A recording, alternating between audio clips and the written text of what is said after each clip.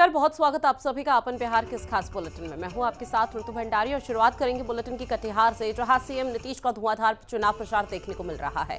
इस बीच एनडीए के प्रत्याशी के पक्ष में वोट की अपील भी की गई, विशाल जनसभा की गई और जनसभा के दौरान दुलाचंद गोस्वामी के लिए जनता से वोट मांगे गए। क्या कुछ सीएम नीतीश कुमार ने अपने संबोधन के दौरान कहा, वो भी आपको सुनवाते हैं।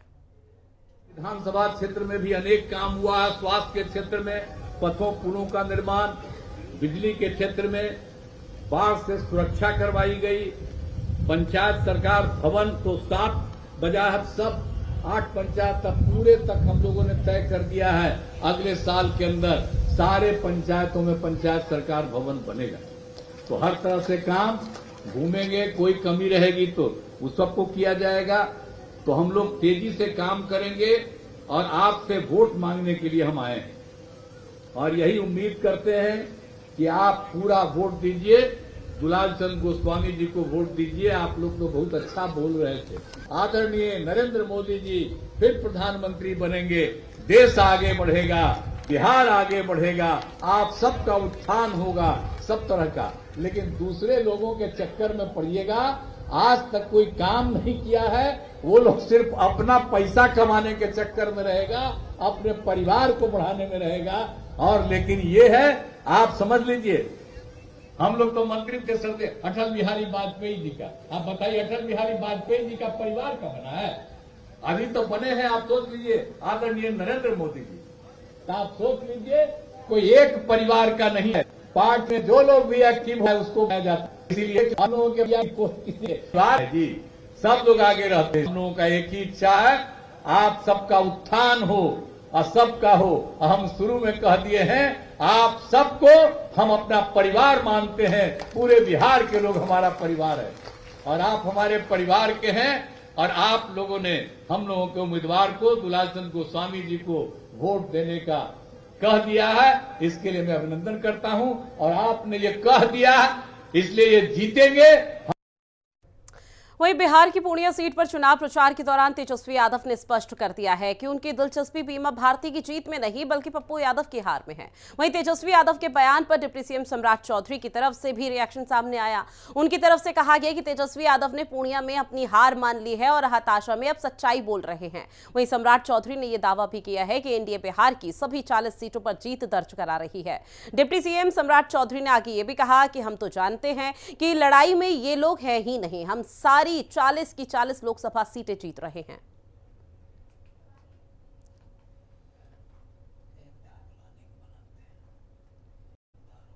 कांग्रेस पार्टी की नीति रही है कि इस देश में जो गरीबों ने कमाया है, जो लोग कमाकर अपने घर में चीजों को टैक्स पे करके चीजों को स्थापित किया, उसको भी कहता है कि अब देंगे, जबरदस्ती उसको लेकर मनुवादियों में बांटेंगे।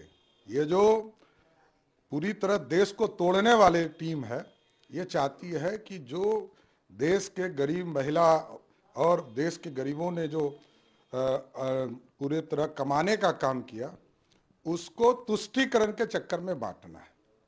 और याद होगा, मनमोहन सिंह जी ने स्वयं कहा कि देश में पहला यदि किसी को पैसे की जरूरत है और किसी को देना है तो वो अल्पसंख्यक समाज है।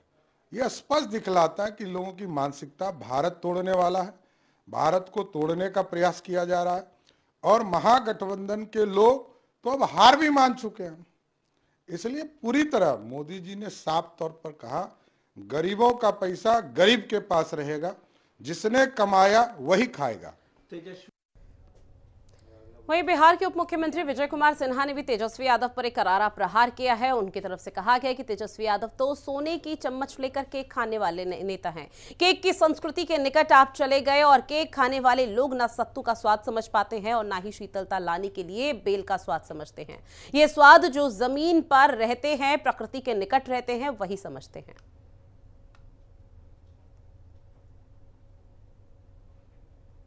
श्रीमान तेजस्वी यादव जी, आप तो सोने के चम्मच लेकर के केक खाने वाले हैं। केक की संस्कृति से के निकट आप चले गए और केक खाने वाला लोग न सत्तू का स्वाद समझता है और शीतलता और पवित्रता लाने के लिए न बेल का स्वाद समझता है। बेल का शरबत भी लोग पीते हैं, सत्तू भी पीते हैं। ये स्वाद जो जमीन पर रहता है, प्रकृति के निकट रहता है, वही समझता है। गृह मंत्री जी खूब प्रकृति के निकट रहे हैं, पूरे देश का भ्रमण करते हैं, लोगों के बीच जाते हैं। बूथ का एक कार्यकर्ता है, बूथ से उठ के यहाँ तक पहुंचे हैं। लेकिन आप तो डायरेक्ट ऊपर से आकर के डिप्टी सीएम ही बने हैं। तो समझना है, बेल का शरबत और सत्तू का शरबत का तनी स्वाद आप ग्रहण कर लीजिए, तब उपदेश दीजिए। करनी कथनी में आपकी समरूपता नहीं है, क्योंकि आप जिस संस्कृति में पहुंचे हैं, जहां सनातन के और बिहारी संस्कृति से दूर हो चुके हैं, तो आपको सत्तू का स्वाद नहीं समझ में आवेगा। क्योंकि हर बिहारी समझ रहा है कि ये केक खाने वाले लोग हैं और केक चार्टर्ड विमान पर बर्थडे मनाते हैं। ये सब देखा भी है, आपके बारे में समझता भी है। चुनाव में कितना भी भ्रम की स्थिति बना लीजिए, आपको कोई लाभ होने वाला नहीं है। वहीं बिहार के उप मुख्यमंत्री तेजस्वी यादव के पूर्णिया में दिए गए बयान पर केंद्रीय मंत्री और बेगूसराय से बीजेपी के उम्मीदवार गिरिराज सिंह ने भी तंज कसा। उनकी तरफ से कहा गया कि मैंने पहले भी कहा है कि अब महागठबंधन तेजस्वी यादव अपनी हार स्वीकार कर चुके हैं, इसलिए इस तरह का बयान दे रहे हैं। मैंने पहले भी कह चुके हैं कि अब महागठबंधन तेजस्वी यादव हार स्वीकार कर चुके हैं, इसीलिए ऐसी बात उन्होंने कहा है। मुझे खुशी है, वो मेरे लिए अपील कर रहे हैं अपनी हार स्वीकार करें। अकबरुद्दीन ओवैसी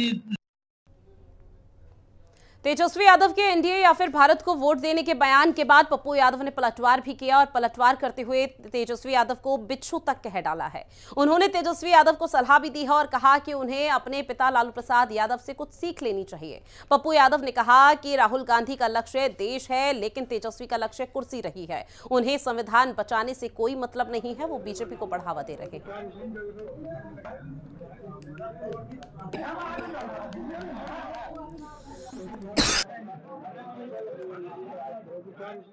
पंजाब में अरविंद केजरीवाल भी टीम है कि कांग्रेस भी टीम है, और जब आप यहाँ फ्रेंडली फाइट्स लड़े थे तो कौन भी टीम थी, और जब हम 10 साल आरजेडी के एमपी रहे तब भी टीम नजर नहीं आए, और जब आप मर्ज करने बोल रहे थे पिता और बेटे और मधेपुरा सुपौल ले लेने की बात कही, तब हम भी टीम नजर नहीं आए।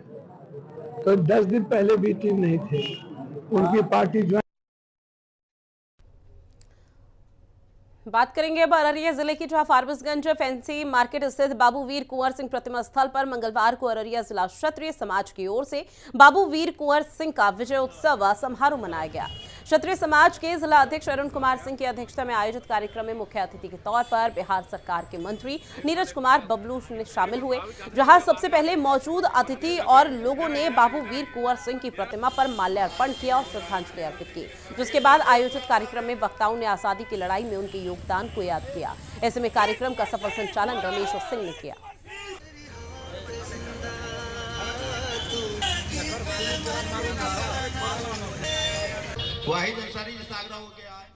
बाबू वीर कुंवर सिंह एक बड़े योद्धा थे, एक बड़े स्वतंत्रता सेनानी थे, जिनकी लड़ाई की वजह से हमारा देश आजाद हुआ।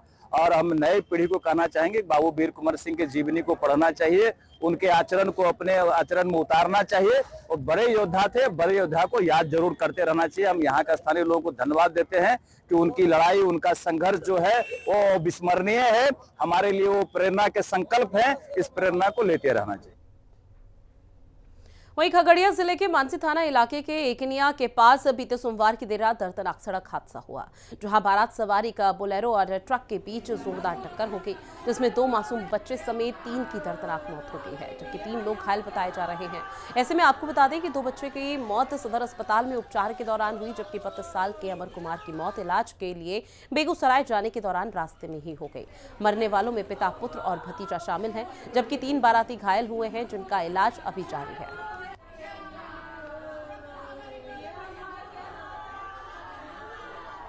घटना हुआ था कि हम तो शादी में वही जा रहे थे, तो इधर से हमसे को मना किया गया था उसको, गाड़ी वाले को, गाड़ी वाले को मना किया गया तो भी गाड़ी वाला बोलता है, वो जो हमसे साथ दूल्हा वाला जो गाड़ी था ना, वो दूल्हा वाला गाड़ी क्या बोलता है, तू भैया फोन किया मेरे को जो था, और वो जो था उसको देखा ना, वो जो लड़का ड्राइवर था वो दारू पी के पूरा फुल था। वो आया ऐसा ठोका कि गाड़ी ऐसा करके एक्सीडेंट किया, गाड़ी पूरा जंगल में गिर गया।